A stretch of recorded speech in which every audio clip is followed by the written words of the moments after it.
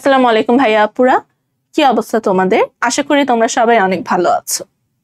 আজকে আমরা পড়ব হচ্ছে কপোতাক্ষ নদ, মাইকেল মধুসূদন দত্তের লেখা একটা কবিতা এবং খুব ইম্পর্টেন্ট একটা কবিতা। তোমরা যদি প্রিভিয়াস ইয়ারের বোর্ড কোয়েশ্চেন গুলো ফলো করো তাহলে আমরা দেখব যে আসলে কপোতাক্ষ নদ থেকে কম বেশি প্রত্যেকবারই চলে আসে।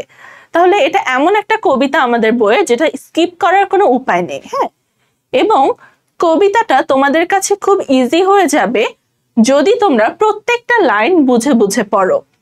এখন তো আমরা দেখছি যে বোর্ড পরীক্ষার প্রশ্নগুলোর ধরন একটু চেঞ্জ হচ্ছে এবার থেকে। তো এবারের প্রশ্নগুলো যদি একটু খেয়াল করো দেখবে যে ভালো করার একমাত্র উপায় তোমাদের মেইন বইয়ের লাইন বাই লাইন পড়তে হবে। যদি এটা এনশিওর করতে পারো যে মেইন বইয়ের প্রত্যেকটা লাইনের অর্থ তুমি জানো তাহলে কোনো কিছুতেই আটকাবে না আশা করি। তো কপোতাক্ষ নদ কবিতাটা পড়ার আগে আমাদের মাইকেল মধুসূদন দত্ত সম্পর্কে জানতে হবে। এই কবিতাটার জন্য কবি পরিচিতি কেন ইম্পর্টেন্ট আমি বলি, কারণ কবিতাটা লেখার সাথে লেখকের খুব আর কি নিজের জীবন থেকে নিয়ে লিখেছেন কবিতাটা। ঠিক আছে, এই কবিতায় লেখকের নিজের যে জীবন এবং তার মাতৃভূমির প্রতি তার যে ভালোবাসা, তার মাতৃভূমির সাথে তার যে বিরহ, এটা প্রকাশ পেয়েছে। তাহলে কেন মাইকেল মধুসূদন দত্ত কপোতাক্ষ নদ কবিতাটা লিখলেন এটা বোঝার জন্য আমাদের খুব ডিপলি মাইকেল মধুসূদন দত্তের জীবন সম্পর্কে জানতে হবে। ঠিক আছে, চলো আমরা তাহলে কালক্ষেপণ না করে চলে যাই। শুরুতেই দেখো কপোতাক্ষ নদ মাইকেল মধুসূদন দত্তের লেখা, এটা আগেই বললাম। কপোতাক্ষ নদ, এই নদটা কোথায় অবস্থিত এটা আগে আমাদের জানতে হবে। আমাদের যে যশোর জেলা বাংলাদেশের, সেই যশোর জেলায় কিন্তু কপোতাক্ষ নদ এখনো প্রবাহিত হয়। ঠিক আছে, তাহলে বাংলাদেশের যশোর জেলায় এই কপোতাক্ষ নদটা অবস্থিত।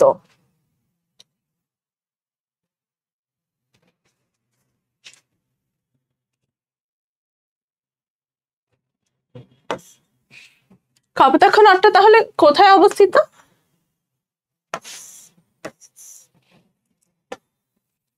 আচ্ছা, কপোতাক্ষ নদ হচ্ছে আমাদের বাংলাদেশের যে যশোর জেলা সেখানে অবস্থিত।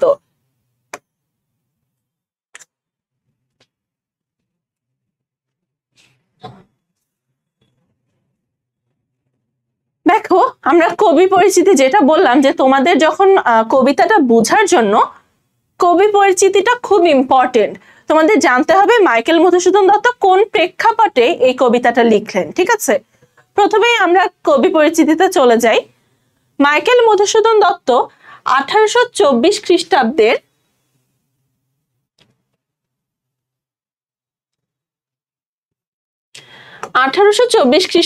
25শে জানুয়ারি যশোর জেলার সাগরদাড়ি গ্রামে জন্মগ্রহণ করেন। তাহলে এখানে দুটো ইম্পর্টেন্ট তথ্য পাচ্ছি আমরা। একটা হচ্ছে 1824 খ্রিস্টাব্দের 25শে জানুয়ারি এবং কোথায় জন্মগ্রহণ করেন? যশোর জেলায়। আমাদের বাংলাদেশের যে যশোর জেলা সেখানে উনি জন্মগ্রহণ করেন। এখন আমি শুরুতেই বললাম এই কপোতাক্ষ নদ যেটা, ওটার অবস্থান কোথায়? বাংলাদেশের যে যশোর জেলা সেখানে। অর্থাৎ কবির যে জন্মস্থান তার পাশ দিয়ে যে নদটা প্রবাহিত হয়েছে কবি সেই নদটাকে নিয়ে কবিতা লিখলেন। ঠিক আছে, তাহলে আমি এখানে যশোর জেলার পাশে একটু লিখে রাখি কপোতাক্ষ নদ।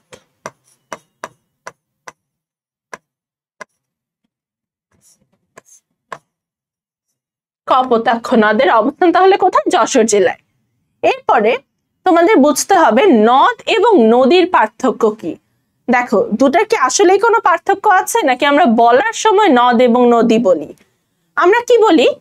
পদ্মা, মেঘনা, যমুনা, এগুলোকে আমরা বলি নদী।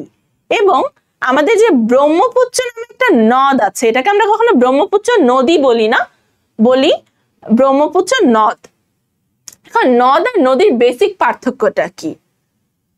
মানে শুধুমাত্র পার্থক্যটা ব্যবহারে, কোনো ধরনের পার্থক্য প্রায়োগিক অর্থে নদ এবং নদীর মধ্যে নেই। অর্থাৎ নদকে নদীর সাথে কি হয় বলতো?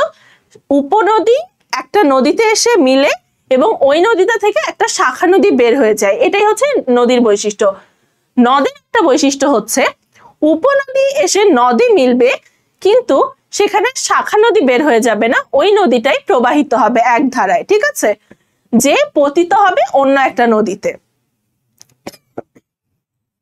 এরপরে দেখো, এই গেল আমাদের নদ নদীর পার্থক্য। আরেকটা জিনিস মনে রাখবে, নদ শব্দটা সাধারণত সংস্কৃত শব্দ বা পুরাতন লেখা যেগুলো ওটাতে বেশি ব্যবহৃত হয়, আর নদী হচ্ছে আমাদের প্রচলিত শব্দ যেগুলো বা হচ্ছে নতুন ভাষা যেটা কি প্রমিত ভাষায় নদীর ব্যবহার বেশি হয়, ঠিক আছে। এছাড়া নদ এবং নদীর কোনো পার্থক্য নেই। অনেকে বলে নদ হচ্ছে তোমার পুরুষ লিঙ্গ এবং নদী হচ্ছে স্ত্রীলিঙ্গ, এটা কিন্তু সম্পূর্ণ ভুল একটা কথা, ঠিক আছে। নদীর লিঙ্গই হচ্ছে স্ত্রীলিঙ্গ, নদের লিঙ্গ স্ত্রীলিঙ্গ। স্ত্রীলিঙ্গ কেন? কারণ নদী সবসময় প্রবাহিত হয় এবং একটা নদী থেকে আরেকটা নদী যেহেতু জন্ম হয়, এজন্যই নদী এবং নদ উভয়ই হচ্ছে তোমার স্ত্রীলিঙ্গ, ঠিক আছে। এর পরবর্তীতে আসি, বলছে স্কুল জীবনের শেষে তিনি কলকাতার হিন্দু কলেজে ভর্তি হন। এই জায়গাটা লক্ষ্য করো, অর্থাৎ তার জন্ম বাংলাদেশের যশোর জেলায়, কিন্তু উনি কোথায় যেয়ে ভর্তি হলেন? হিন্দু কলেজে। হিন্দু কলেজের অবস্থান কোথায় ছিল? তৎকালীন কলকাতায়, এখনো আছে এটা। অর্থাৎ তখন তো আমাদের পার্টিশন হয়নি, তখন দুই বাংলা একসাথে আছে, ঠিক আছে। তো তাহলে তিনি যশোরে জন্মগ্রহণ করে পড়াশোনার জন্য কলকাতার হিন্দু কলেজে ভর্তি হলেন। এই কলেজে অধ্যয়নকালে ইংরেজি সাহিত্যের প্রতি তার তীব্র অনুরাগ জন্মে।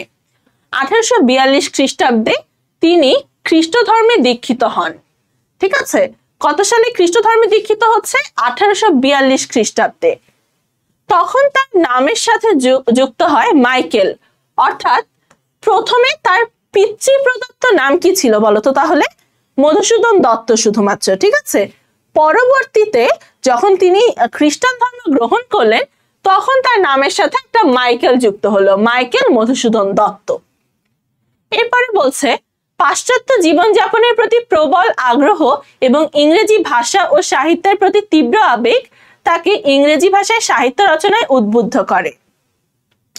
পরবর্তীকালে জীবনের বিচিত্র কষ্টকর অভিজ্ঞতায় তার এই ভুল ভেঙেছিল। এতদূর এসে আমরা একটু থামবো, ঠিক আছে। কেন থামবো? এখানে আমি তোমাদেরকে মাইকেল মধুসূদন দত্তের জীবনটা একটু ন্যারেট করব। তার বাবা আমাদের যে যশোর অঞ্চল ওটার জমিদার ছিলেন, হ্যাঁ, খুব প্রতিপত্তি এবং প্রভাব প্রতিপত্তির আর কি অধিকারী ছিলেন তিনি। কিন্তু মাইকেল মধুসূদন দত্ত যখন হিন্দু কলেজে ভর্তি হলো, হিন্দু কলেজে তখন তার সাথে পরিচয় হলো অনেকজন ইংরেজ অধ্যাপকের, অর্থাৎ হিন্দু কলেজে যারা পড়াতে আসতেন ইংরেজ, তাদের সাথে তার পরিচয় হয় এবং পরবর্তীতে তাদের মাধ্যমেই তার পরিচয় ঘটে ইংরেজি সাহিত্যের সাথে।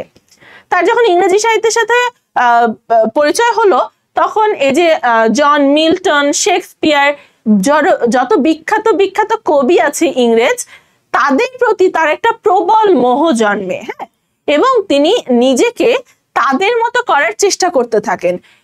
তারই ফলস্বরূপ আমরা দেখতে পারি কি, যে মাইকেল মধুসূদন দত্ত তার ইনিশিয়াল ফ্রেজে ইংলিশ লেখা দিয়ে, অর্থাৎ ইংরেজি সাহিত্য লেখা দিয়ে সে হচ্ছে সাহিত্যে প্রবেশ করেন। কিন্তু পরবর্তীতে কি হয়? পরবর্তীতে সে যখন ভারতবর্ষ থেকে বাইরে চলে গেল, একসময় সে ফ্রান্সে যেয়ে থাকে, তখন তার হচ্ছে এই ভুলটা ভেঙে যায়। কারণ দেখে যে ইংরেজি সাহিত্য লিখলেও ইংরেজরা তাকে অ্যাকসেপ্ট করছে না। সে কি একজন ইন্ডিয়ান, ঠিক আছে, ইংরেজদের চোখে সে একজন ইন্ডিয়ান, সে যত উচ্চমার্গীয় ইংলিশ সাহিত্যই লিখুক, ইংরেজরা কিন্তু তাকে অ্যাকসেপ্ট করছে না। এবং তার যে লেখা এবং তার যে একটা মোহ ছিল ইংল্যান্ডের প্রতি, ফ্রান্সের প্রতি, এই ইংরেজ লেখকগুলোর প্রতি, এই মোহটা ধীরে ধীরে কেটে যেতে থাকে। এবং তখনই ফ্রান্সের ভার্সাই নগরীতে বসে মাইকেল মধুসূদন দত্ত কপোতাক্ষ নদ কবিতাটা লিখেন। এই কবিতায় শুধুমাত্র মাইকেল মধুসূদন দত্তের মাতৃভূমির প্রতি টান প্রকাশিত হয়েছে এটা না, বরং তিনি যে বাংলা ভাষাকে একসময় হেয় করেছেন, নিজের মাতৃভাষাকে যে একসময় তিনি গুরুত্ব দেননি, পরবর্তীতে তার মনে কিন্তু নিজের মাতৃভাষার প্রতি এই অবহেলার দরুন একটা গিল্ট তৈরি হয়। অর্থাৎ সে বুঝতে পারে যে তার জীবনে এস্টাবলিশমেন্ট আসবে তখনই যখন সে বাংলা ভাষায় সাহিত্য রচনা করতে পারবে। ইংরেজিতে সে যত উচ্চমানের সাহিত্য রচনা করুক, ইংরেজরা কখনোই তাকে অ্যাকসেপ্ট করবে না অ্যাজ দেয়ার ওন পোয়েট। ঠিক আছে, এই গেল এতটুকু। এরপরে আসো দেখি পরবর্তীকাল বাংলা ভাষায় কাব্য রচনার মধ্যে দিয়ে তার কবি প্রতিভার যথার্থ স্ফূর্তি ঘটে।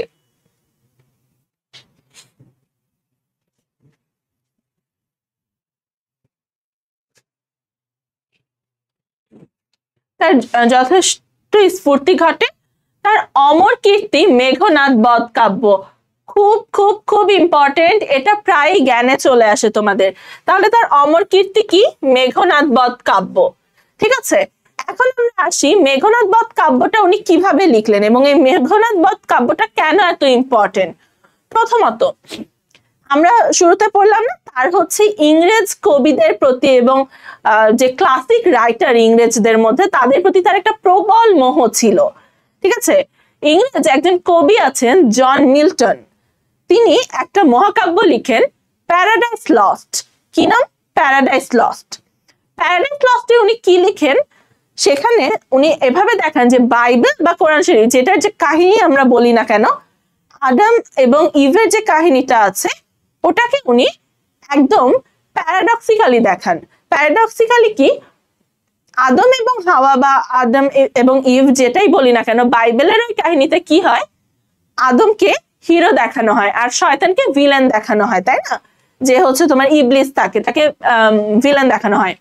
কিন্তু জন মিল্টন ওখানে কি দেখালেন, যে না, শয়তানের আত্মমর্যাদা ছিল দেখে সে আদমকে হচ্ছে সেজদা করেননি, অর্থাৎ সে তার প্যারাডাইস লস্টে কিন্তু শয়তানকে হিরো দেখালেন এবং আদমকে একটু দুর্বল চরিত্র দেখালেন। ঠিক আছে, এই যে পুরো বাইবেলের কাহিনীটাকে সে একটু প্যারাডক্সিক্যালি উপস্থাপন করলেন, একদম চেঞ্জ করে ফেললেন, প্যারোডি করলেন ওটার। এইটাতে উদ্বুদ্ধ হয়ে আমাদের মাইকেল মধুসূদন দত্ত লিখেছিলেন মেঘনাদ বধ কাব্য। মেঘনাদ বধ কাব্যের কাহিনীটা কি, তোমরা যখন পরবর্তীতে এইচএসসি-তে যাবে তখন কলেজে যে একটা কবিতা পাবে, সেটা হচ্ছে বিভীষণের প্রতি মেঘনাদ। ঠিক আছে, ওটা এই আমাদের মেঘনাদ বধ কাব্য থেকে নেওয়া হয়েছে। মেঘনাদ বধ কাব্যটাতে কি আছে, ওখানে আমরা কি রামায়ণ যে পুরাণ, হিন্দু পুরাণের একটা গ্রন্থ হচ্ছে তোমার রামায়ণ। রামায়ণের কাহিনীতে আমরা কি জানি, যে রাম এবং লক্ষণকে ওখানে হিরো দেখানো হয়। ঠিক আছে, এবং রাবণ এবং তার পুত্র মেঘনাদকে ভিলেন দেখানো হয়। কিন্তু মেঘনাদ বধ কাব্যে যে কি দেখা যায়, ওই যে আমরা বললাম মাইকেল মধুসূদন দত্ত জন মিল্টনের দ্বারা প্রচন্ড পরিমাণে প্রভাবিত ছিলেন, তার ওই প্যারাডাইস লস্টের অবলম্বনে মাইকেল মধুসূদন দত্ত লিখলেন বিভীষণের প্রতি মেঘনাদ বধ কাব্য, যেটাতে উনি দেখালেন যে রাবণ এবং তার পুত্র বিভীষণই ছিল, তার পুত্র মেঘনাদই ছিল হচ্ছে প্রকৃত দেশপ্রেমিক। রাম এবং লক্ষণ ছিল দুর্বল চরিত্র এবং কাপুরুষ চরিত্র, যারা হচ্ছে অসৎ উপায় অবলম্বন করে তোমার রাবণের ছেলে মেঘনাদকে হত্যা করে। মেঘনাদ বধ, মেঘনাদকে হত্যার যে জায়গাটা ওটাকে বলা হচ্ছে। ঠিক আছে, তো আলটিমেটলি কি দাঁড়ালো, জন মিল্টনের প্যারাডাইস লস্ট অবলম্বন করে তোমার আমাদের মাইকেল মধুসূদন দত্ত রামায়ণের কাহিনীটাকে এরকম প্যারাডক্সিক্যালি লিখলেন। কি লিখলেন, সেটার নাম কি হলো মেঘনাদ বধ কাব্য, যেখানে প্রচলিত রাম রাবণকে হিরো না দেখিয়ে সে কাকে রাম এবং লক্ষণকে হিরো না দেখে রাবণ এবং তার ছেলে মেঘনাদকে হিরো দেখানো হলো। এই গেল মেঘনাদ বধ কাব্যের কাহিনী। তো মেঘনাদ বধ কাব্য কিন্তু তার অমর একটা কীর্তি, এখন অব্দি বাংলা সাহিত্যে মেঘনাদ বধ কাব্যকে টেক্কা দেওয়ার মতো কোনো সাহিত্য রচনা হয়নি। ইভেন রবীন্দ্রনাথ পর্যন্ত কিন্তু সাহিত্যের সেই মহাকাব্যের ওই জায়গায় হাত দেওয়ার সাহস পাননি। ঠিক আছে, এরপরে তার অন্যান্য কাব্যগ্রন্থ হচ্ছে তিলোত্তমা সম্ভব কাব্য, বীরাঙ্গনা কাব্য, ব্রজাঙ্গনা কাব্য এবং চতুর্দশপদী কবিতাবলী। আমাদের যে কবিতাটা আমরা পড়ছি কপোতাক্ষ নদ, ইটস আ চতুর্দশপদী কবিতা।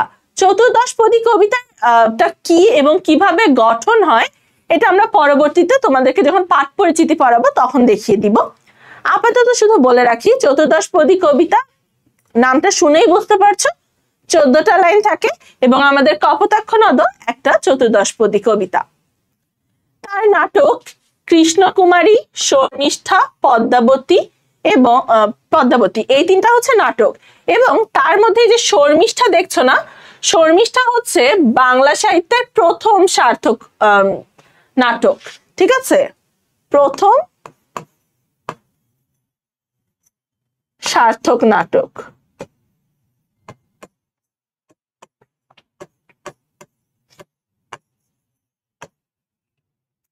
প্রথম সার্থক নাটক হচ্ছে আমাদের শর্মিষ্ঠা, এটা মনে রাখবে। এরপরে পদ্মাবতী এবং প্রহসন হচ্ছে, কোন কোন প্রহসন লিখেছেন? একে কি বলে সভ্যতা আর বুড়ো শালিকের ঘাড়েরও।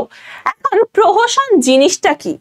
প্রহসন হচ্ছে, ধরো সমাজের কোনো একটা এক্সিস্টিং ক্রাইসিস আছে বা সমাজের কোনো একটা সমস্যা আছে, ধরো কোনো সমাজে বাল্যবিবাহের হার অনেক বেশি, এটা একটা সমস্যা।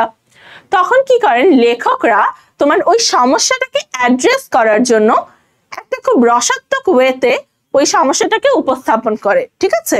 কিভাবে?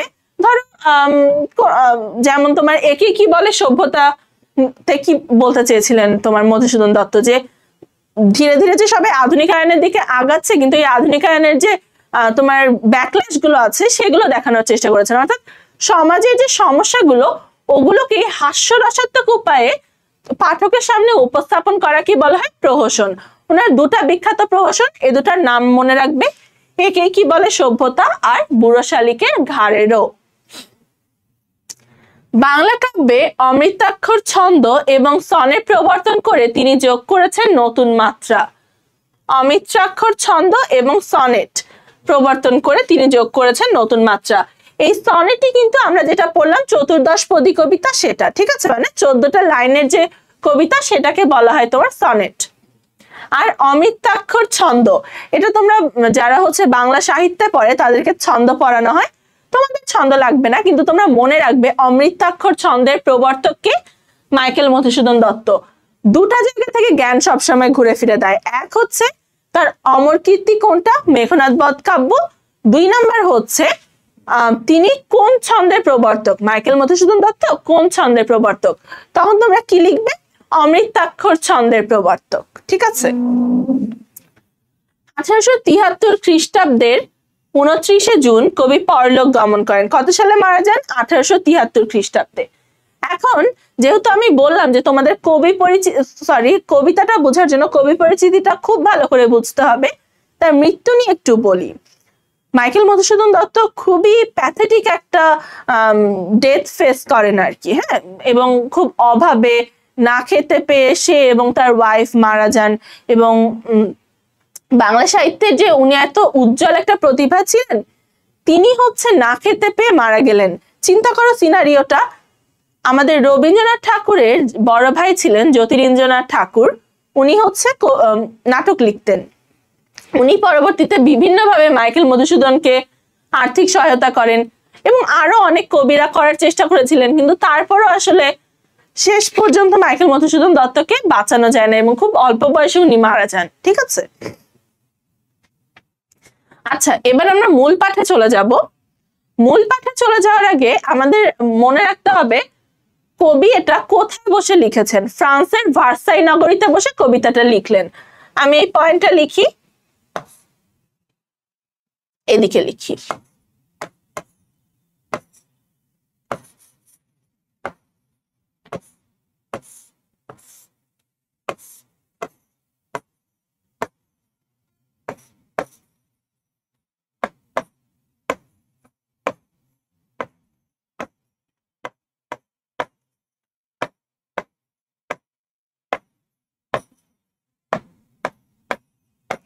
ফ্রান্সের ভার্সাই নগরীতে বসে কবি হচ্ছে কপোতাক্ষ নদ কবিতাটা লিখেন, ঠিক আছে। এবারে আমরা চলে যাব একদম মূল পাঠে। প্রথমে কি বলছে? সতত হে নদ তুমি পরমোর মনে, সতত তোমার কথা ভাবিয়ে বিরলে। সতত শব্দটার অর্থ কি বলতো? সতত শব্দটার অর্থ হচ্ছে সর্বদা।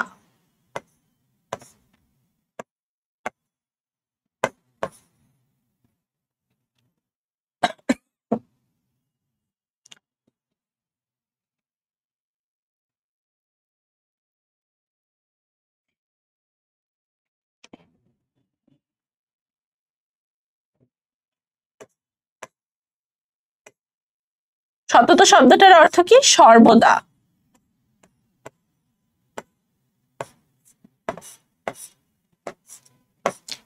সর্বদা। সতত হে নদ তুমি পরমোর মনে, অর্থাৎ হে নদ তুমি সব সময়ই আমার মনে পড়ো। ঠিক আছে, যে কোনো সময়ে আমার মনের মধ্যে তুমি থাকো। সতত তোমার কথা ভাবিয়ে বিরলে, অর্থাৎ সর্বদাই আমি তোমার কথা বিরলে ভাবি। বিরলে মানে একাকিত্বে বা নিশ্চুপ অবস্থায়। বিরলে শব্দটার অর্থ হচ্ছে একাকিত্বে বা একাকী অবস্থায়।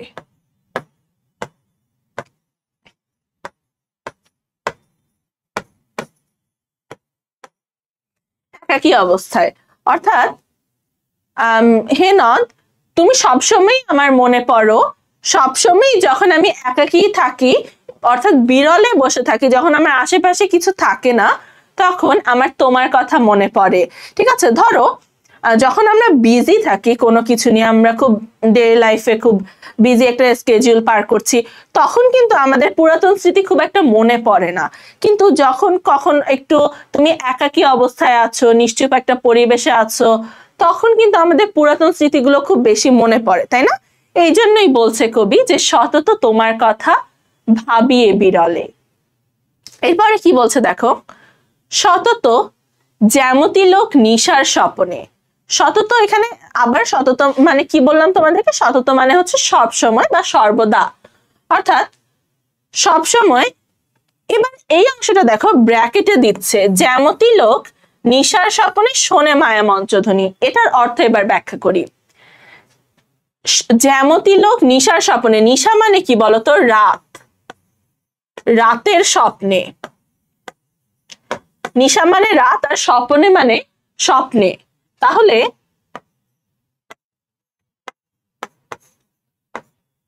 বলছে যে তোমার সব সময় জ্যামতি লোক নিশার স্বপনে, মানে রাতের স্বপ্নের মধ্যে শোনে মঞ্চধ্বনি। মানুষ রাতের স্বপ্নের মধ্যে মায়া মঞ্চধ্বনি মানে কি? মায়া বলতে এখানে ভ্রম বোঝাচ্ছে, ঠিক আছে?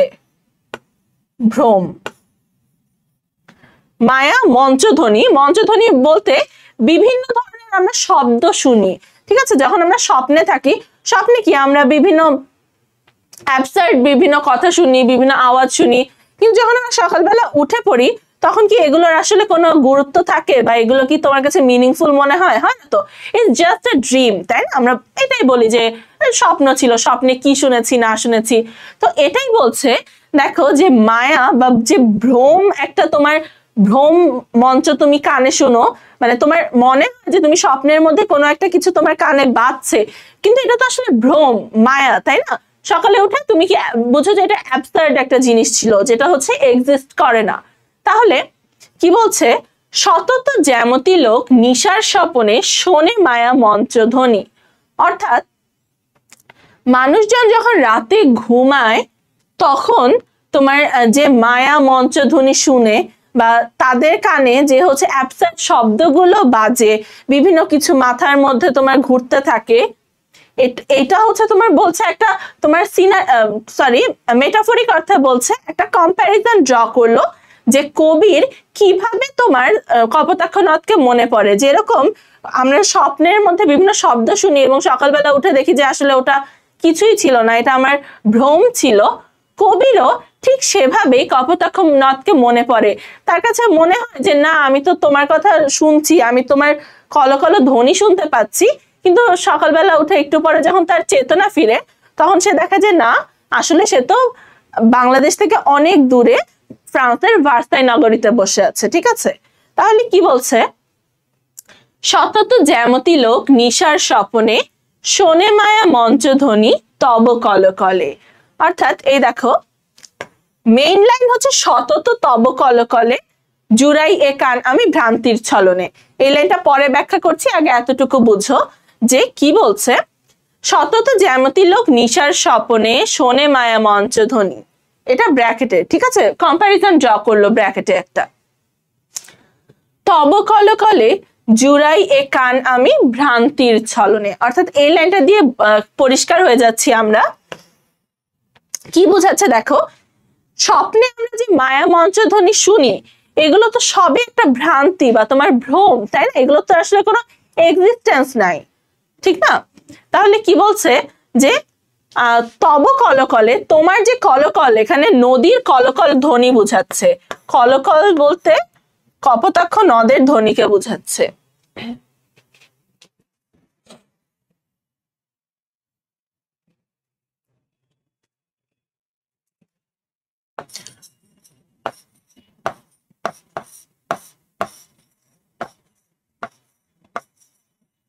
কপোতাক্ষের শব্দ বা ধ্বনিকে বুঝাচ্ছে।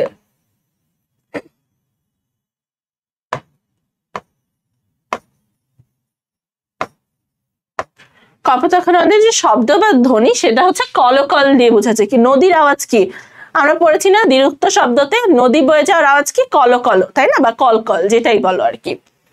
তো বলছে তব কলকলে জুড়াই এ কান আমি ভ্রান্তির ছলনে।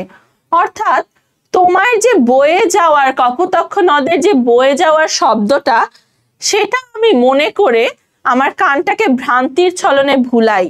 অর্থাৎ ভুলানো মানে কি, সে এখানে নিজেকে এই যে জুড়াই এ কান আমি ভ্রান্তির ছলনে, অর্থাৎ সে নিজের যে কানটা জুড়ানো মানে কি, এখানে স্যাটিসফাইড করছে সে নিজের কানকে। জুড়ানো এখানে কি অর্থে ব্যবহৃত হয়েছে? স্যাটিসফাইড করা।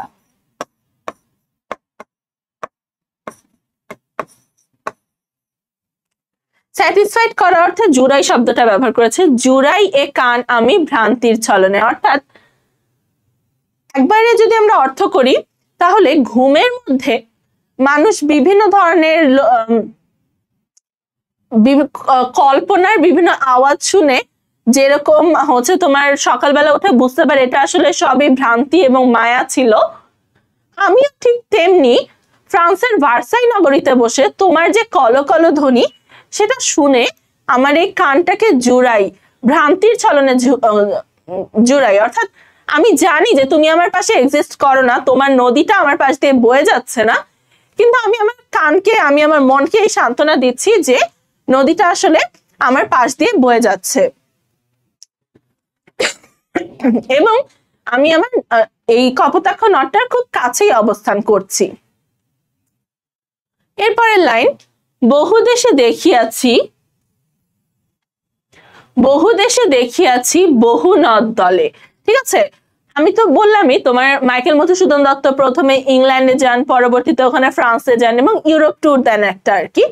ইউরোপের বিভিন্ন দেশে এসে যায় এবং একসময় সে এখন যে মিয়ানমার, ওটাকে বার্মা বলতো তখন, বার্মাতেও গিয়েছিলেন। তো সে বিভিন্ন দেশে ঘুরেছে, বহু দেশে মানে বিভিন্ন দেশে ঘুরে দেখিয়াছি বহু নদ দলে। এখন এই নদ দলে মানে কি বলতো, অনেকগুলো নদকে একসাথে বোঝাচ্ছে, নদের দল। ঠিক আছে, নদ, অনেকগুলো নদ।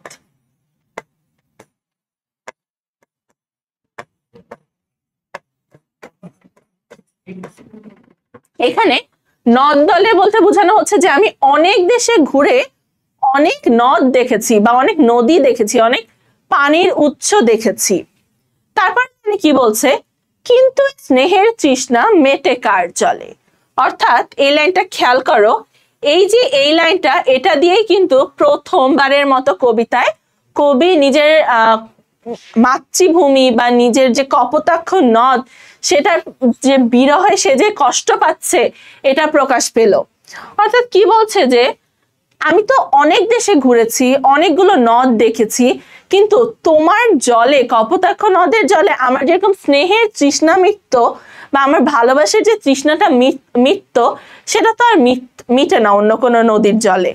কেন? দেখো, তুমি ধরো দেশের বাইরে আছো, হ্যাঁ, একদম সম্পূর্ণ অপরিচিত একটা পরিবেশ, সেটা নদী দেখছো তুমি, হ্যাঁ, এটা নদী এখানে একটা আক্ষরিক অর্থে, ভাবার্থে না, ভাবার্থে এখানে ওয়াইডলি জন্মভূমিকে বুঝিয়েছে। কিন্তু ধরো একটা নদী কল্পনা করে নাও যে তুমি দেশের বাইরে কোনো একটা নদী দেখছো, কিন্তু সেই নদীটা কিন্তু তোমার আপন হবে না। তোমার দেশে, তোমার গ্রামের মধ্যে দিয়ে তুমি যে নদীর সাথে বড় হয়েছো, যে নদী দেখে বড় হয়েছো, তার যে তোমার, সে যেভাবে তোমার স্নেহের তৃষ্ণা মেটাতে পারবে, সেটা কিন্তু অন্য কোনো দেশের নদী মেটাতে পারবে না। হ্যাঁ, অন্য দেশের নদী হয়তো সুন্দর, তুমি বলতে পারবে সুন্দর, কিন্তু দিন শেষে তোমার যে তৃষ্ণাটা সেটা কিন্তু মিটবে না। ঠিক আছে, এটাই বলছে যে এই লাইনের মাধ্যমে প্রথম কবির স্মৃতিকাতরতা প্রকাশিত হলো পুরো কবিতায়। তাহলে এই লাইনটা কি প্রকাশ করেছে? স্মৃতিকাতরতা।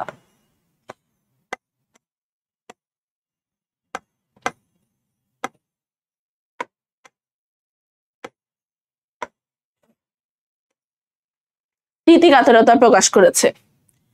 দুগ্ধ স্রোতরূপী তুমি জন্মভূমি স্তনে।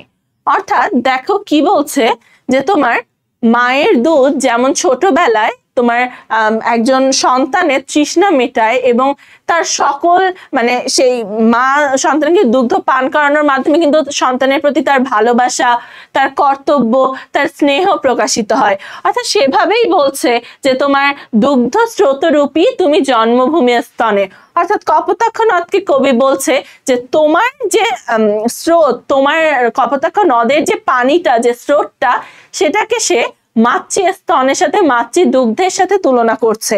অর্থাৎ তোমার মাতৃ স্তন বা মাতৃ দুগ্ধ যেরকম একটা ছোট বাচ্চাকে সিকিউরিটি এনশিওর করে, তার খাবার এনশিওর করে, তার স্নেহ এনশিওর করে, সে যে একটা বড় মানুষ হয়ে বেড়ে উঠবে সেটা এনশিওর করে, ঠিক তেমনি কপোতাক্ষ নদের জলও তার আশেপাশের মানুষের যে হচ্ছে প্রতি তার স্নেহ, তার ভালোবাসা সেটা প্রকাশ করে। অর্থাৎ এখানে কি করছে, দুগ্ধ স্রোতরূপী এই নদীর স্রোতটা, নদীর যে পানিটা, ওটাকে সে মাতৃ দুগ্ধের সাথে তুলনা করছে। দুগ্ধ স্রোতরূপী তুমি জন্মভূমি স্তনে।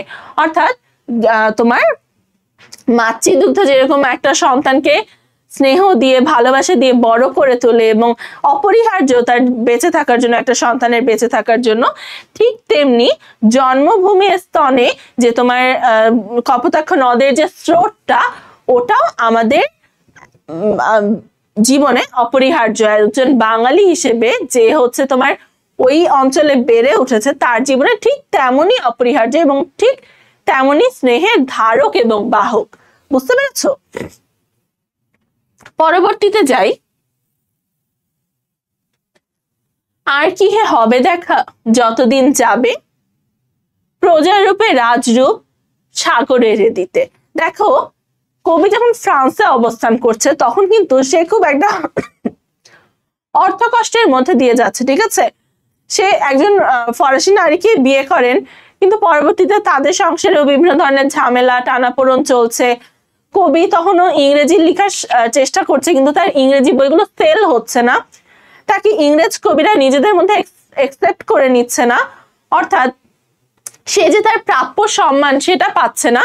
কবি সব দিক দিয়ে কিন্তু একটা ব্যাকল্যাশ খাচ্ছে আর কি, তার জীবনের খুব একদম ডাউন একটা ফেজে আছে। সে যে দেশে ফিরতে পারবে কিনা আদৌ, নাকি ওখানেই তার মৃত্যু হবে, সে কি আসলে দেশে আসার মতো শক্তি সামর্থ্য জোগাড় করতে পারবে কিনা, কবির মনে এটা নিয়ে একটা তোমার সংশয় তৈরি হচ্ছে। সেই ক্ষেত্রে সে বলে, আর কি হে হবে দেখা যতদিন যাবে। এখানে যতদিন যাবে বলতে কোন দিন যাবে, মৃত্যুর দিকে যতদিন যাবে সেটা বোঝাচ্ছে আর কি। দেখো তাহলে কি বোঝাচ্ছে, আর কি হে হবে দেখা যতদিন যাবে। অর্থাৎ কবি বলছে মৃত্যুর দিকে আমি যতদিন ধাবিত হচ্ছি, মৃত্যু থেকে আমার জীবনের আর যে যতটুকু দূরত্ব বাকি, এই সময়টাতে কি তোমার সাথে আর আমার কখনো দেখা হবে। অর্থাৎ কবির মনে কিন্তু একটা সংশয় দেখা যাচ্ছে, তাই না, যে সে আদৌ দেশে ফিরতে পারবে কিনা, আদৌ সে কপোতাক্ষ নদকে, তার জন্মভূমিকে দেখতে পারবে কিনা। এরপরে বলছে প্রজারূপে রাজরূপ কর সাগরের দিতে। অর্থাৎ দেখো কি বলছে, প্রজা কি, রাজাকে কি দেয়, কর দেয়। ঠিক আছে, কর কি, টাকা বা সম্পদ যেটাই বলো সেটা দেয়। এখন তোমার নদীও কিন্তু সাগরকে কর দেয়। কি কর দেয়? বাড়িরূপ কর। বাড়িরূপ রাজরূপ সাগরের দিতে। এখানে বাড়িরূপ এটা পরের লাইনে আছে, তাহলে প্রথম লাইনে কি বলছে, প্রজারূপে রাজরূপ সাগরের দিতে। অর্থাৎ এখানে নদীকে বলা হচ্ছে প্রজা এবং সাগরকে বলা হচ্ছে কি বলতো, রাজা। তাহলে এখানে সাগর ইকুয়াল টু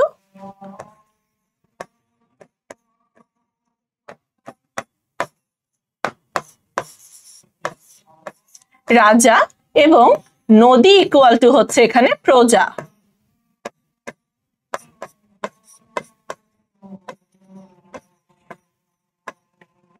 অর্থাৎ বলছে যে প্রজারূপে রাজরূপ সাগরের দিতে, বাড়িরূপ কর তুমি। ঠিক আছে, এই লাইনটা শেষ হলো কোথায়? এই লাইনে এসে বাড়িরূপ কর তুমি। অর্থাৎ কর সাধারণত কি দেয়? প্রজারা অর্থ সম্পদ দেয়, কিন্তু এখানে বাড়িরূপ কর মানে কি? পানির কর, মানে নদীর পানি যে যে সাগরে পতিত হয়, সেই পানিটা পতিত হওয়ার ফলে কিন্তু সাগর এত বিশাল হয়ে ওঠে, তাই না? নদী সাগরে কি অনেকগুলো নদী এসে মিশে, এই অনেকগুলো নদীকে কবি কি বলছে? সাগরের এক একটা করে প্রজা বলছে, যারা বাড়িরূপ কর মানে পানি, নদীর পানি সাগরে এসে প্রবাহিত হয় দেখেই কিন্তু কি হয় বলতো, তোমার সাগরে পানি বৃহৎ আকার ধারণ করে, সাগর এত বড় একটা পানির আধার হিসেবে পরিণত হয়। তাহলে এখানে কি বাড়িরূপ কর মানে কি? পানি কর। এখানে কর ইকুয়াল টু পানি।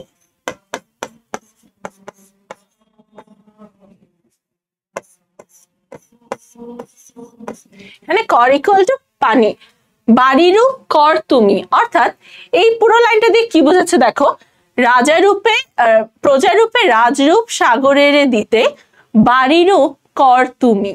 অর্থাৎ প্রজারা রাজাকে টাকা বা অর্থ সম্পদ দেওয়ার ফলে কি হয়? রাজার যে তার রাজ্য চলে বা তার যে ভান্ডার, তার যে ট্রেজার হাউস, সেটা পরিপূর্ণ হয়, তাই না? কিভাবে পরিপূর্ণ হয়? কারণ প্রজারা যে তোমার ট্যাক্স দেয়, সেই ট্যাক্সের টাকায়। ইভেন তো তুমি যদি কল্পনা করো বাংলাদেশের সরকারটা কিভাবে চলে, আসলে বাংলাদেশের সরকার চলে জনগণের ট্যাক্সের টাকায়। এই যে আমরা ট্যাক্সটা দেই, এই ট্যাক্সটাই তো কর, তাই না? আমরা যদি ট্যাক্সটা না দিতাম তাহলে কিন্তু সরকার তোমার পরিচালিত হতে পারতো না, ঠিক না? তাহলে ঠিক সেম অ্যাজ প্রজারাও রাজাকে কর দিত, সেটা দিয়ে কিন্তু রাজার রাজকোষ চলতো, তার অর্থ মানে বৃদ্ধি পেত। ঠিক এভাবেই বলছে যে সাগরে, একটা সাগরে তো অনেকগুলো নদী যে পতিত হয়, প্রত্যেকটা নদীকে কবি এক একজন কর বলছে। কপোতাক্ষ নদ ইজ ওয়ান অফ দা তোমার প্রজা, সাগরের প্রজা। তাহলে কপোতাক্ষ নদের যদি প্রজা হয় তাহলে কি হবে? কপোতাক্ষ নদেরও সাগরকে তোমার কর দিতে হবে, রাজাকে কর দিতে হবে। তো সে কোন করটা দেয়? পানি কর, এখানে পানি। ঠিক আছে, এই যে কপোতাক্ষ নদের যে তোমার পানিটা, ওটা সাগরে যে প্রবাহিত হচ্ছে না, এটাই হচ্ছে তোমার তোমার কপোতাক্ষ নদের দেয়া সাগরকে দেয়া কর। বুঝতে পেরেছো লাইনটা? এ মিনতি গাবে বঙ্গজনের কানে। অর্থাৎ এবার কবি একটা মিনতি করছে। কি মিনতি করছে? এই মিনতি, এই মিনতি, মিনতি করা মানে কি? কোনো কিছু চাওয়া বা প্রার্থনা করা, ঠিক আছে? মিনতি অর্থ চাওয়া। অর্থাৎ কবি কপোতাক্ষ নদের কাছে এখানে একটা নিজের মিনতি বা একটা চাওয়া বা একটা প্রার্থনা জানাচ্ছে। কি প্রার্থনা? গাবে, এখানে গাবে মানে কি? গান গাওয়া। ঠিক আছে, গাবে মানে গান গাওয়া।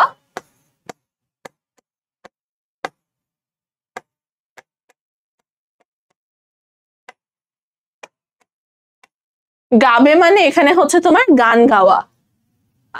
গাবে বঙ্গজনের কানে। বঙ্গজন মানে কি বলতো?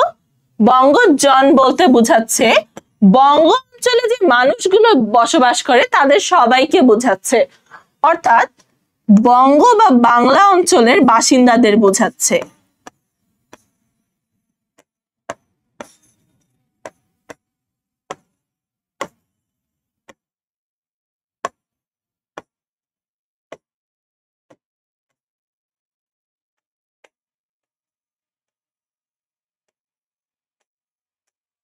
অর্থাৎ বঙ্গজন বলতে এই বঙ্গ অঞ্চলে বা বাংলা অঞ্চলে যে মানুষগুলো বাস করে তাদের কথা বোঝাচ্ছে, যে গাবে বঙ্গজনের কানে। অর্থাৎ তুমি বাংলা অঞ্চলে যে মানুষগুলো বাস করে তাদের কানে একটা গান গাবে। কি গান গাবে? শখে সখা, শখে সখারিতে। এখানে শখে মানে কি বলতো? এই শখে হচ্ছে তোমার শখ করে, আমরা বলি না যে শখ করে কোনো কিছু করা, এইটা হচ্ছে ওই শখ। ঠিক আছে, এই হচ্ছে ওই শখ। শখে সখারিতে মানে তুমি বাংলার যে মানুষগুলো তাদের কানে গান গাইবে শখে সখারিতে, অর্থাৎ শখ করে তুমি বাংলার এই মানুষগুলোর কানে গান গাইবে সখারিতে। সখারিতে শব্দটার অর্থ হচ্ছে বন্ধু ভাবে, নাম তার। সখারিতে নাম তার, এখানে কার নাম বলতো? কার নামের কথা বোঝানো হচ্ছে? কবি নিজের নামের কথা বোঝাচ্ছে, অর্থাৎ সখারিতে মানে বন্ধু হিসেবে।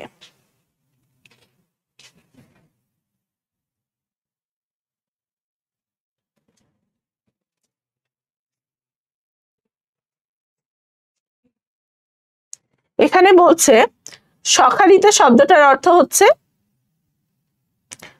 বন্ধু হিসেবে।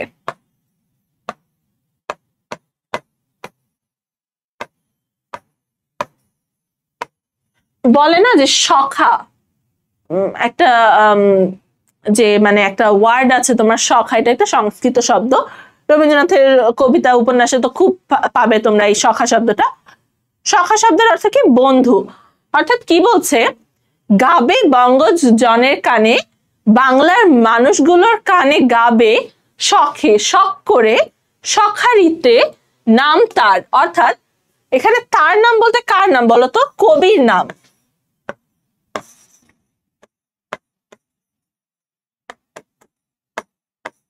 এখানে নাম তার বলতে কবির নামের কথা বোঝানো হয়েছে। সখারিতে নাম তার অর্থাৎ বন্ধু হিসেবে আমার নাম তুমি বঙ্গজনের কানে বা বাংলার যে মানুষগুলো তাদের কানে গাইবে। অর্থাৎ দেখো কি বলছে যে কবি আমার তোমার, কবি বলছে কপোতাক্ষ নদকে যে আমার তোমার প্রতি একটা মিনতি বা প্রার্থনা আছে, সেটা হচ্ছে যে তুমি বঙ্গজনের কানে বা বাংলায় যে মানুষগুলো বাস করে তাদের কানের মধ্যে যে গান গাইবে শখ করে, আমাকে সখারিতে মানে আমাকে বন্ধু হিসেবে তুমি তাদের সামনে উপস্থাপন করবে। এ প্রবাসে মজি প্রেম ভাবে লইছে যে নাম তব বঙ্গের সঙ্গীতে। দেখো এই লাইনটা খেয়াল করো, এটা দিয়ে পুরোটা ক্লিয়ার হয়ে যাবে। এ প্রবাসে মজি প্রেম ভাবে, অর্থাৎ প্রবাস মানে কি? দেশের বাইরে থাকা। মাইকেল মধুসূদন দত্ত যে ফ্রান্সের ভার্সাই নগরীতে বসে তোমার অর্থাৎ প্রবাসে বসে কি করছে বলতো? কপোতাক্ষ নদের প্রেমে মজে গিয়েছে এবং তার যে স্তুতি গাইছে, এটা যেন কপোতাক্ষ নদ তার বঙ্গজনের কানে পৌঁছে দেয়, এই গানটা গেয়ে পৌঁছে দেয়, সেটার মিনতি জানাচ্ছে। অর্থাৎ এখানে দেখো এ প্রবাসে মজি প্রেম ভাবে, এখানে কে মজে প্রেম ভাবে বলতো? কবি, তাই না? কবি লইছে যে নাম তব বঙ্গের সঙ্গীতে, অর্থাৎ কবি নিজের কথাই বলছে যে এই প্রবাসে মানে মাতৃভূমির প্রেমে মজে লইছে যে নাম তব বঙ্গের সঙ্গীতে। মাতৃভূমির প্রেমে মজে আমি তোমার যে নাম বা মাতৃভূমির আমার কপোতাক্ষের যে নদের যে নামটা, সেটার মাধ্যমে আমি পুরো বাংলা অঞ্চলটা বা আমার মাতৃভূমির কথা গাইছি সঙ্গীতের মাধ্যমে, বঙ্গের সঙ্গীতে। ঠিক আছে, মানে আমি বাংলা গানের মাধ্যমে প্রবাসে বসেও তোমার নাম অর্থাৎ সর্বোপরি আমার দেশমাতৃকার নামকে মনে করছি, তার নামটাকে আমি প্রেমভাবে স্মরণ করছি। তাহলে পুরো লাইনটার অর্থ যদি করি আমরা, কি হয়? এ মিনতি গাবে বঙ্গজনের কানে শখে সখারিতে নাম তার, এ প্রবাসী মজি প্রেম ভাবে লইছে যে নাম তব বঙ্গের সঙ্গীতে। অর্থাৎ আমার তোমার কাছে মিনতি যে তুমি পুরো বাংলা অঞ্চলের মানুষের কাছে আমার নামটা নিবে, শখ করে আমাকে বন্ধু হিসেবে, তোমার বন্ধু হিসেবে উপস্থাপন করে, এবং সেই বঙ্গের জনকে তুমি জানিয়ে দিবে যে তোমার বন্ধু প্রবাসে বসেও কিন্তু তোমার কথা অর্থাৎ তার মাতৃভূমির কথা প্রেম নিয়ে বা ভালোবাসা নিয়ে স্মরণ করছে বাংলা বঙ্গজ সঙ্গীতে বা বাংলা গানের মাধ্যমে। বুঝতে পেরেছো? এই পার্টটা একটু কঠিন মনে রাখা, আশা করি তোমাদেরকে আমি প্রত্যেকটা ওয়ার্ড ধরে ধরে বোঝানোর ট্রাই করেছি, আশা করি বুঝে গিয়েছো। তাহলে দেখো প্রথমে আমরা পড়লাম এখানে 8টা লাইন।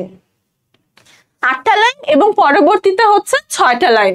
এই যে 8টা লাইন, এখানে এই যে দেখছো 8টা লাইন,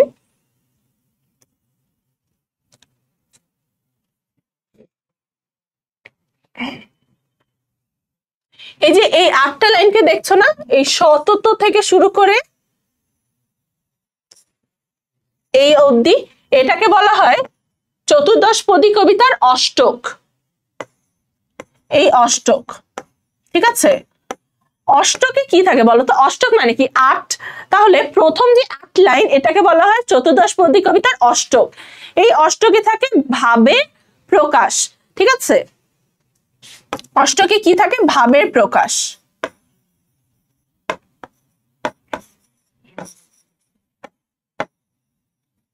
ভাবের প্রকাশ। দেখো এখানে কপোতাক্ষ নদ কবিতাটায় কি হচ্ছে, প্রথম যে 8টা লাইন, সেখানে কবি নিজের ভাবটাকে প্রকাশ করছে যে আমি যখন একা থাকি আমি সর্বদাই তোমার কথা মনে করি, এবং মানুষ রাতে স্বপ্নে যেরকম বিভিন্ন ধরনের মায়া মন্ত্রধ্বনি শুনে, ঠিক তেমনই ভাবে আমার কানেও তোমার যে কলকল ধ্বনি এটা প্রকাশিত হয়। তো এখানে কি হচ্ছে বলতো? কবি নিজের যে তোমার ভাবটা, তার মাতৃভূমির প্রতি, কপোতাক্ষ নদের প্রতি তার যে বিরহ গাথা বা তার যে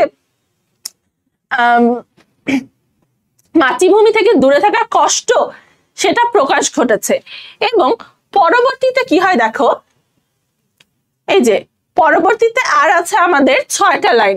এই যে আর কি হে হবে দেখা থেকে শুরু করে লইছে যে নাম তব বঙ্গের সঙ্গীতে, এটাকে বলা হয় তোমার, এই 6 লাইন হলো ষষ্ঠক।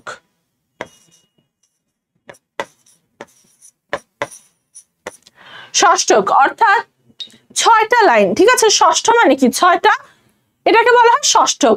এই ষষ্ঠকে যে কি দেখায় বলতো? ভাবের পরিণতি। তো আমরা ভাবের প্রকাশ দেখলাম আমরা অষ্টকে, এবং এই 6টা লাইনে যে লাস্টের ষষ্ঠকে আমরা দেখি ভাবের পরিণতি। কি দেখি এখানে? ভাবের পরিণতি।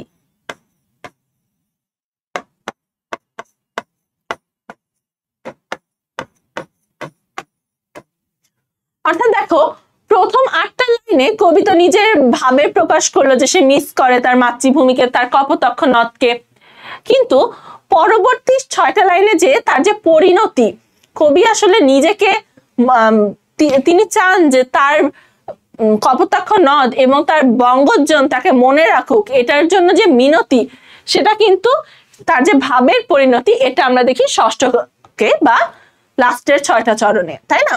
তাহলে এই গেল ভাবের প্রকাশ আর ভাবের পরিণতি। আশা করি তোমরা বুঝতে পেরেছো। এটা গেল আমাদের মূল কবিতা। এরপর শব্দার্থ এবং টিকা। শব্দার্থ এবং টিকাটা তোমাদের পড়ে নিতে হবে, কারণ এটা থেকে এমসিকিউ চলে আসে এবং ভেরি ভেরি ইম্পর্টেন্ট, ঠিক আছে? আমি তোমাদেরকে পুরোটা পড়াবো না, এটা আমি অলরেডি ব্যাখ্যা করেছি পুরোটা। যেটুক পড়াবো আমি চতুর্দশপদী কবিতার অংশটা। চতুর্দশপদী কবিতা ইংরেজিতে সনেট, বাংলায় চতুর্দশপদী কবিতা, 14 চরণ সমন্বিত। আমরা তোমার এই কবিতায় কি দেখলাম বলতো? কপোতাক্ষ নদ কবিতায় কি 8 যোগ 6 অষ্টক আর ষষ্ঠক, তাহলে টোটাল কয়টা হয়? 14 লাইন, তাই না? Total 14 line. তাহলে এই জন্যই কিন্তু এটা চতুর্দশপদী কবিতা। অষ্টক 14 চরণ সমন্বিত, ভাব সংহত, সুনির্দিষ্ট।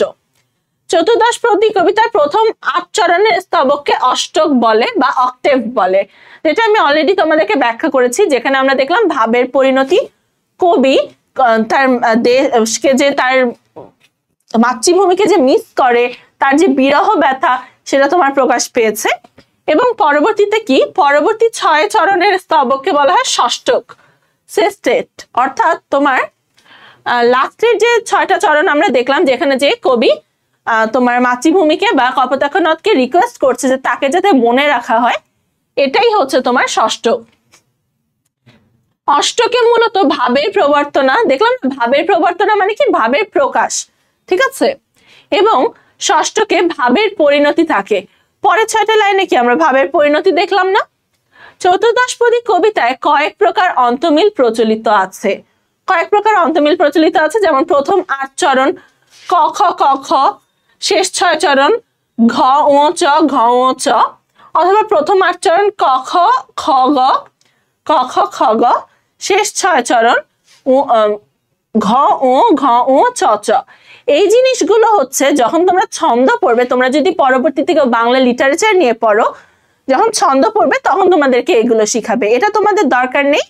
কিন্তু এই ছন্দগুলো শুধু মনে রাখবে এমসিকিউ এর জন্য, যে কিরকম করে আসতে পারে ক খ খ গ, তারপর ক খ ক খ, কিভাবে ষষ্ঠকার অষ্টকের বিন্যাসগুলো হয়, এটা তোমাদের মনে রাখতে হবে। কপোতাক্ষ নদ একটি চতুর্দশপদী কবিতা। এখানে মিল বিন্যাসটা কি? ক খ ক খ ক খ খ খ, গ ঘ গ ঘ গ ঘ। এই জিনিসটা মনে রাখবে এমসিকিউ এর জন্য, মিল বিন্যাসটা কিরকম করে হলো এটা মুখস্থ করতে হবে, ঠিক আছে? এরপরে পাঠ পরিচিতিতে যদি আসি, আমরা অলরেডি পাঠ পরিচিতিটাকেই ব্যাখ্যা করে পুরো কবিতাটা পড়েছি আর কি। পাঠ পরিচিতিটা তোমরা খুব ভালো করে পড়ে নিবে। এবং লাস্টলি যেটা তোমাদেরকে বলবো, এই যে পুরো কপোতাক্ষ নদ কবিতাটা পড়লাম, তোমাদের কি মনে হয় বলো তো, এটা কি আসলে এই কবি কপোতাক্ষ নদকে স্পেসিফাই করে করেছেন? না, কবি এটা তার পুরো মাতৃভূমিকে নিয়ে লিখেছেন এবং কপোতাক্ষ নদকে একটা ইকুইপমেন্ট হিসেবে ব্যবহার করেছেন, যেটার মাধ্যমে সে তার মাতৃভূমির প্রতি তার যে ভালোবাসা, তার যে বিরহ গাথা এবং তার যে টান এবং দেশে ফেরার যে আকুল তার ইচ্ছা, সেটা প্রকাশিত হয়েছে, ঠিক আছে? তাহলে কপোতাক্ষ নদ is just a equipment to express his feeling for his motherland, তাই না? তাহলে নিজের মাতৃভূমির জন্য, মানে নিজের মাতৃভূমির জন্য তার যে আকাঙ্ক্ষা, তার মাতৃভূমিতে ফেরার আকাঙ্ক্ষা, তার মাতৃভূমির প্রতি ভালোবাসা, এটা প্রকাশের মাধ্যম হিসেবে কবি তার ছোটবেলায় যে নদের পাশ দিয়ে বড় হয়েছে, যে নদ তার বাড়ির পাশ দিয়ে বয়ে গিয়েছিল, সেই কপোতাক্ষ নদকে একটা ইকুইপমেন্ট হিসেবে গ্রহণ করেছে। বুঝতে পেরেছো? পুরোটা কিন্তু একটা দেশপ্রেমমূলক কবিতা। কপোতাক্ষ নদ একটা ইকুইপমেন্ট শুধুমাত্র দেশপ্রেম প্রকাশের। বুঝতে পেরেছো?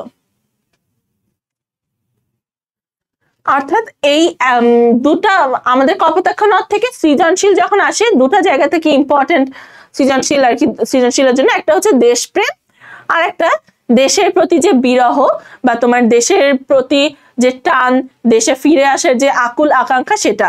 এই দুইটা জায়গা খুব ভালো করে পড়বে যখন বিশ্লেষণ করে কবিতাটা পড়বে। আশা করি তোমাদের এই কবিতাটাতে বুঝতে বা তোমাদের সৃজনশীল উত্তর করতে আর কোনো ধরনের সমস্যা হবে না। সবাই অনেক ভালো থাকবে। আসসালামু আলাইকুম।